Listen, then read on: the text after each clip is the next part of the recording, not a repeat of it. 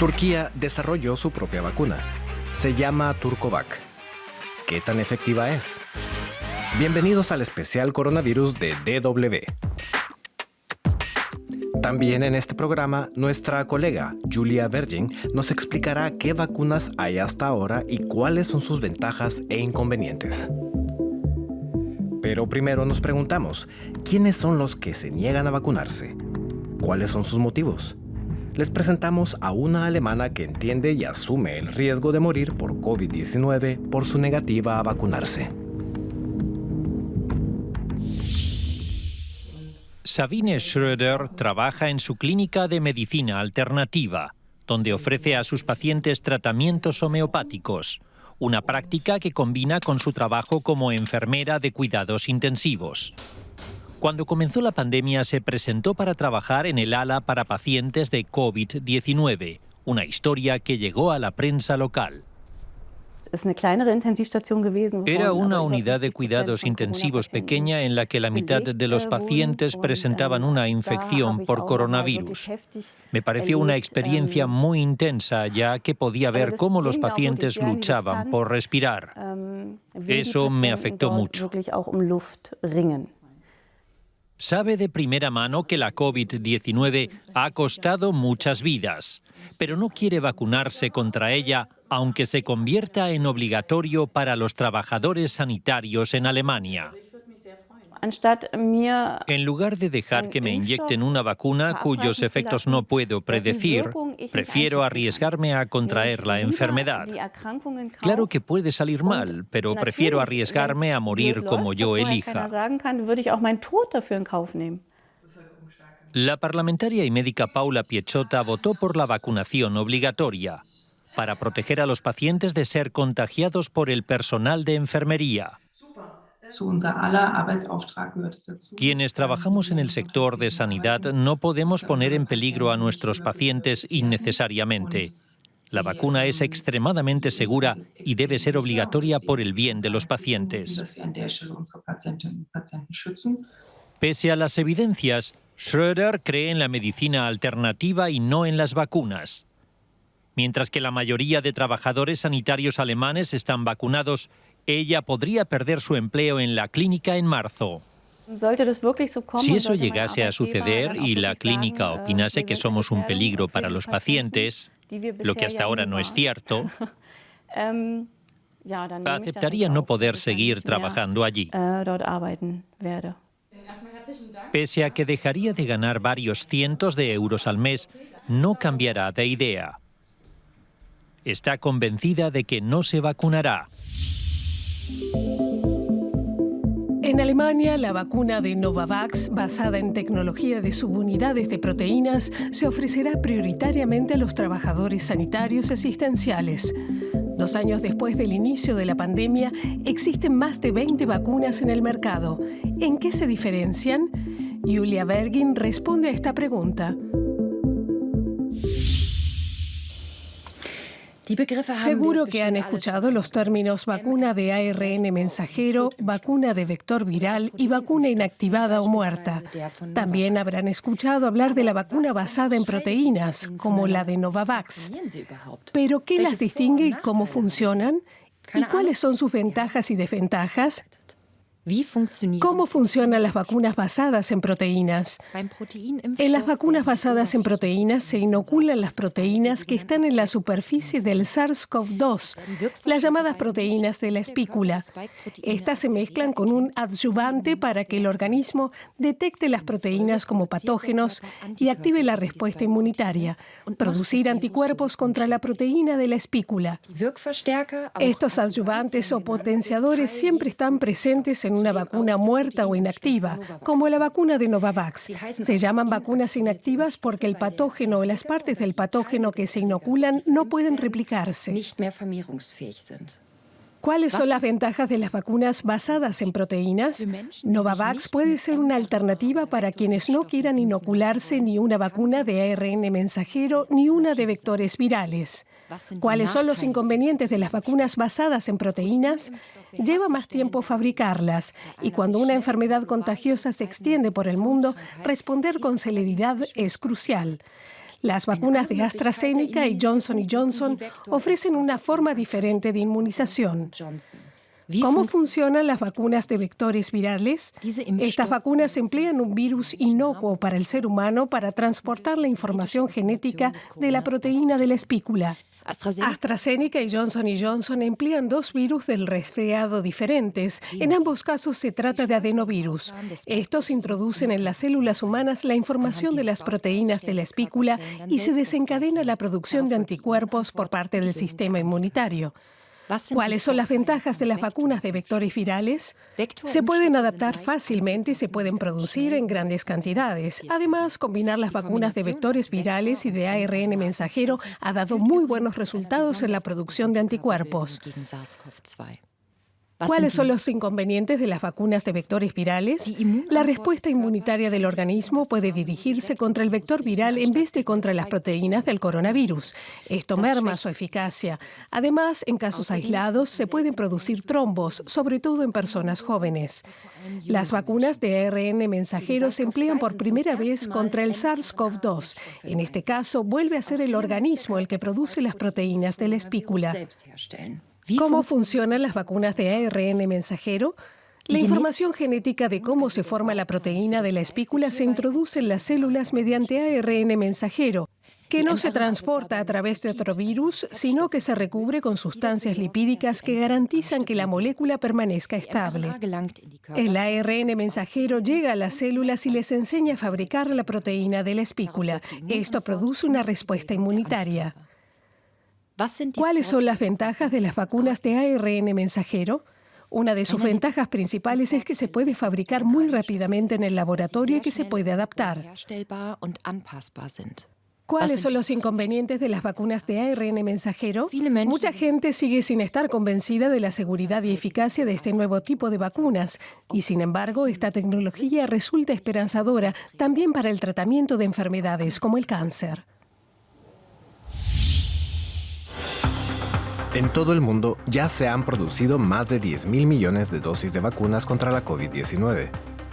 Sin embargo, en muchos países, especialmente en África, menos del 10% de la población está vacunada contra el coronavirus. Entre otros factores, debido a la falta de vacunas. Una realidad que Sudáfrica intenta cambiar.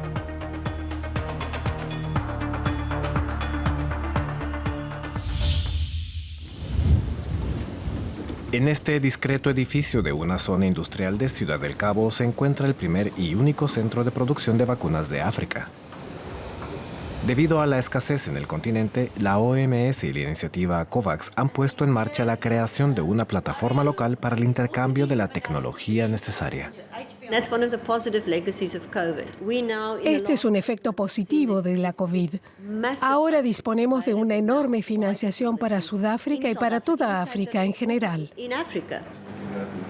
Afrigen es el nombre de la empresa que desarrollará y producirá vacunas asequibles de tipo ARN mensajero. Estos compuestos de gran eficacia solo han sido producidos por dos empresas, BioNTech y Moderna. Como BioNTech comenzará a producir su vacuna en Sudáfrica el próximo año, Afrigen trabaja en cooperación con Moderna. La idea era que nos hicieran una transferencia de tecnología, pero eso no ocurrió. Así que el equipo se ha unido a nuestros socios universitarios y asesores científicos de Sudáfrica para desarrollar nuestra propia vacuna. Uno de los principales socios está en Johannesburgo. Se trata de la Unidad de Investigación de Terapia Genética Antiviral de la Universidad de Witwatersrand, una de las pocas del continente que trabaja con la tecnología ARNM. Hemos podido utilizar la información disponible públicamente para averiguar cómo Moderna produce su ARN mensajero. Contamos con la secuencia genética y con su contexto, de modo que la podemos reproducir. Pero nuestro propósito es usarla como referencia y no como lo que terminaremos usando como producto. Queremos desarrollar nuestras propias ideas, algo que ya hacemos, y compararlas con la vacuna de Moderna.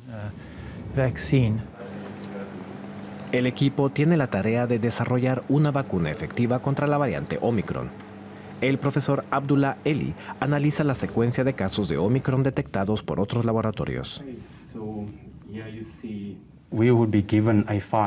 Recibimos un archivo como este que convertimos después en una secuencia física de ADN. Queremos tener en un par de meses algo que podamos probar en ratones.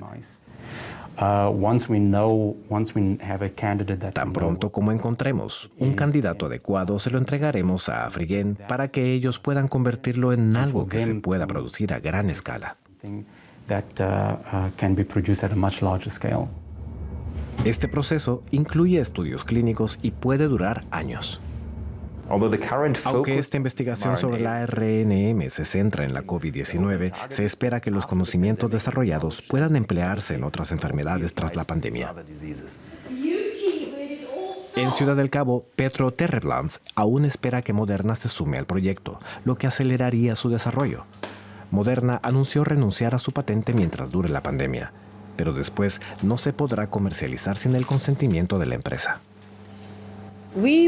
Nos gustaría obtener una licencia voluntaria para poder transferir esta tecnología a otros países de ingresos bajos y medios. Y también utilizar la plataforma para otras vacunas como las del VIH, tuberculosis, ébola o gripe. En este centro no nos limitamos a la COVID, sino que somos parte de una estrategia para que África produzca el 60% de sus propias vacunas en 2040. Estamos ayudando a construir una industria. Actualmente, la mayoría de las vacunas utilizadas en el continente son importadas. Tanto Afrigen como sus socios quieren sacar al mercado sus primeros productos en los próximos 3 años. Nuestro reportero Derrick Williams ha seguido de cerca la evolución de la pandemia desde el comienzo y responde a sus preguntas. ¿Cuánto tiempo persiste la inmunidad tras haberse infectado o vacunado? ¿Y qué sucede con nuestro sistema inmunitario cuando tiene que lidiar con las vacunas y con la infección? Seba, usuario de YouTube, tiene una pregunta al respecto.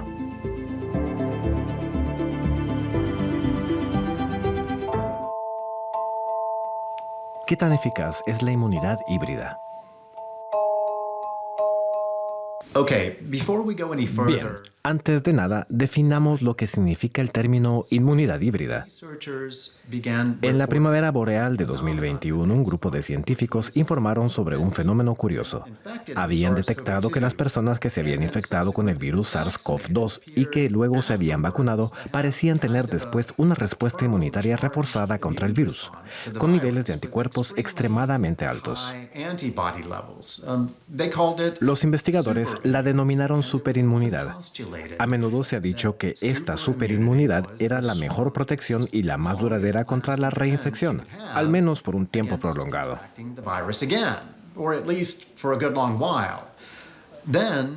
Después, con la aparición de la variante Delta y más tarde la Omicron, comenzó a observarse un número creciente de contagios en personas ya vacunadas con 1, 2 o incluso 3 dosis, que aún así desarrollaban la enfermedad.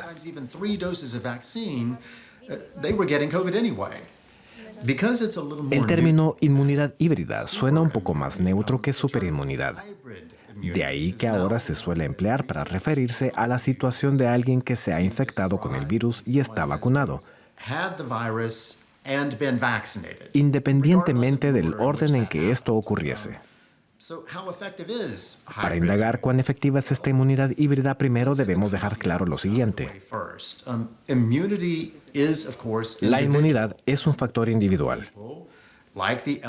Según afirman los expertos, para algunas personas, como por ejemplo ancianos e inmunodeficientes, incluso tener la doble pauta de vacunación y haber pasado la enfermedad no garantizan estar para siempre inmunizado, como uno podría desear.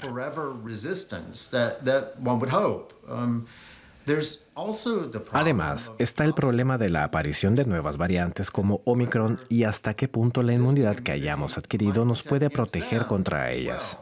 Un joven miembro de mi familia, por ejemplo, se infectó hace medio año con la variante Delta después de vacunarse por primera vez. Meses después recibió la segunda dosis y luego en Navidad volvió a infectarse, muy probablemente con Omicron, a pesar de su inmunidad híbrida. Sin embargo, existe un lado positivo y es que en las personas con inmunidad híbrida las nuevas infecciones suelen manifestarse de forma más leve. Esto fue lo que le sucedió también a mi familiar. Los expertos afirman que esto se debe a que la combinación de la inmunidad adquirida naturalmente, sumada a la adquirida a través de la vacuna, provoca una reacción en la que se forman muchos más anticuerpos que la que se observa en las personas que solo han sido vacunadas o en aquellas que solo se han recuperado de la infección.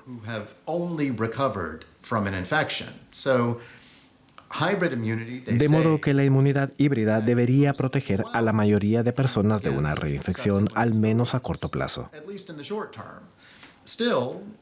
Aún así, las autoridades advierten de que es una mala idea exponerse deliberadamente al virus después de ser vacunado para lograr así una inmunidad híbrida. En primer lugar, porque no hay garantía de que la enfermedad vaya a ser leve. Segundo, porque también podrían contagiar a otras personas. Y en tercer lugar, porque todavía se sabe muy poco sobre las consecuencias de la COVID persistente tras este tipo de infecciones.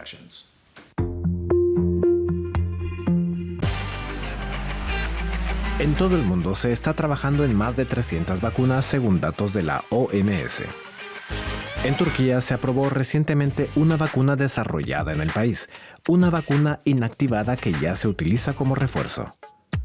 Sin embargo, hay dudas sobre su eficacia, sobre todo por la falta de datos oficiales.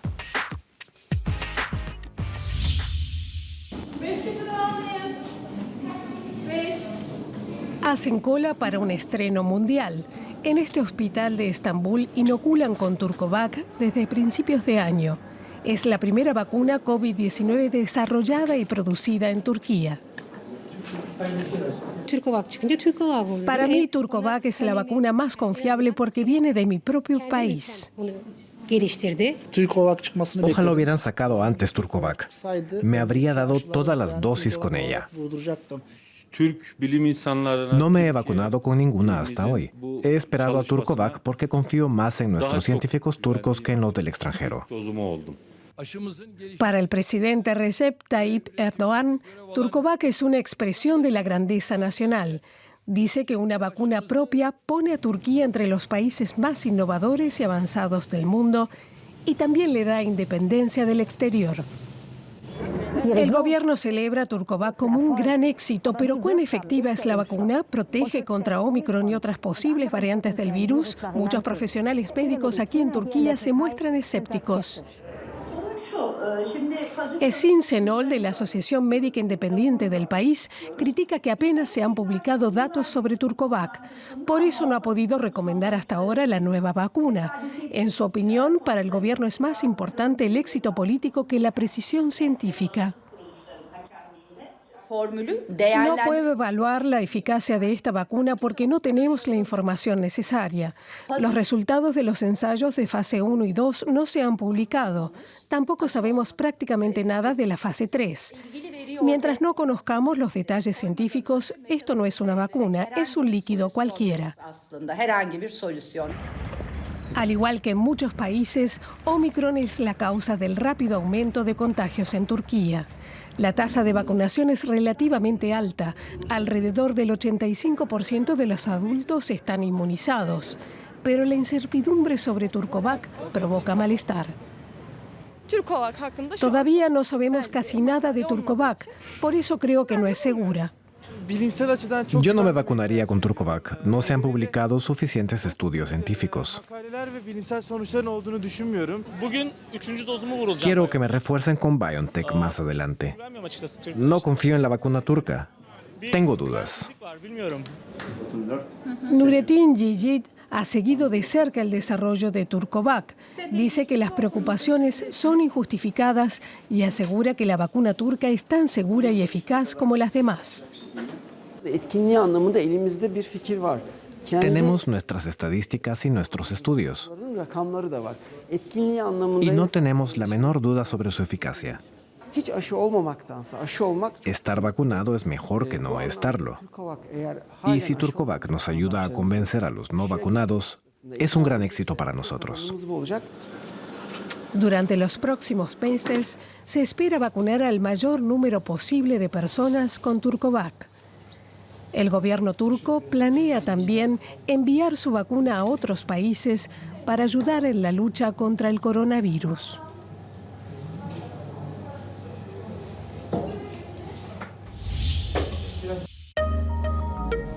Nuestros reporteros preguntan a los científicos sobre las últimas investigaciones sobre el coronavirus. Hoy, Stefanie Zobel quiere saber qué sucede exactamente cuando el cuerpo da una respuesta inmunitaria. Habla con el inmunólogo Reinhold Förster, quien investiga en la Facultad de Medicina de Hannover.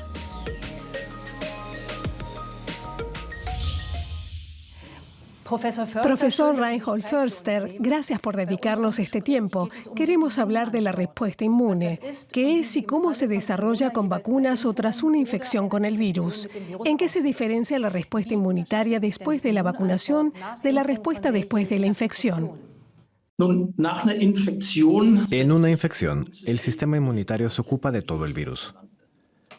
Significa que, en principio, desarrollamos respuestas inmunitarias contra todos los componentes del virus y, por lo tanto, tenemos una inmunidad bastante amplia.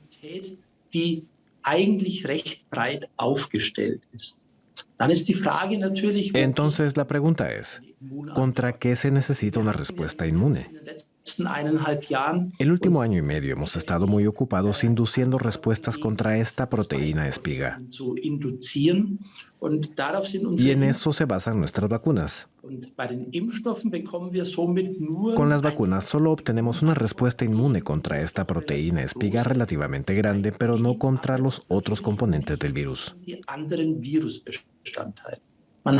Se eligió esta proteína porque es esencial para que el virus infecte la célula. Y si desarrollamos anticuerpos, estos pueden impedir una infección de células.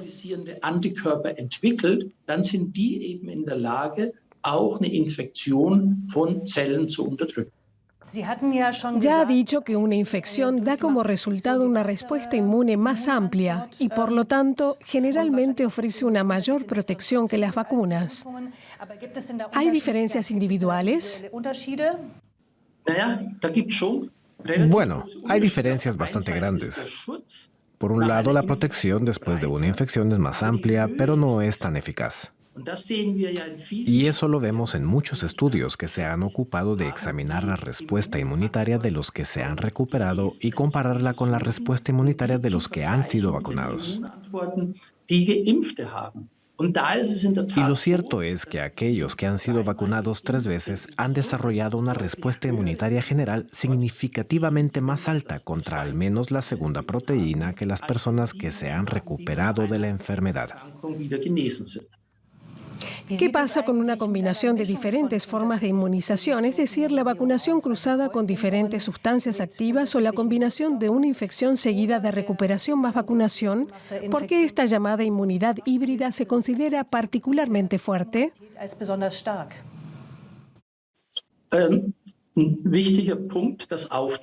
Es importante aclarar este punto. Hay que decirlo. No lo sabemos. Todos vemos que la inmunización cruzada o inmunización híbrida es significativamente mejor que la inmunización con 2 o 3 dosis de la misma vacuna. Nuestro estudio lo ha demostrado. Otros estudios lo han demostrado. Y también está claro que las personas que enfermaron muy temprano en la pandemia y luego se vacunaron 1 o 2 veces tienen una respuesta inmunológica extremadamente buena. Y eso puede tener algo que ver con el hecho de que hubo suficiente tiempo después de la infección para que se formaran las células de memoria. Y estas células de memoria se pueden aumentar considerablemente con una segunda o tercera inmunización y pueden proteger muy bien el cuerpo. ¿Por qué hay tantos infectados con Omicron? ¿Y hay alguna diferencia con esta variante si se está vacunado o no? Aquí tenemos que distinguir 2 cosas. Una son los contagios y otra la enfermedad grave. Esta variante tiene toda una gama de mutaciones en esta proteína y con esta rama podría entrar en las células infectadas. Los anticuerpos se fabrican mediante inmunización, pero ya no son muy buenos para detener la infección. Y es por eso que tantas personas se infectan, incluso si han sido vacunadas 3 veces. También hay estudios que muestran que unas 10 semanas después de la tercera vacunación no hay protección contra el contagio, igual que Omicron en comparación con los no vacunados. La gran diferencia, sin embargo, es el curso posterior de la enfermedad. El hecho es que las personas que han sido vacunadas 3 veces están mucho mejor protegidas que aquellas que no han sido vacunadas. Vielen Dank, Professor Förster, für dieses Gespräch. Sehr gerne.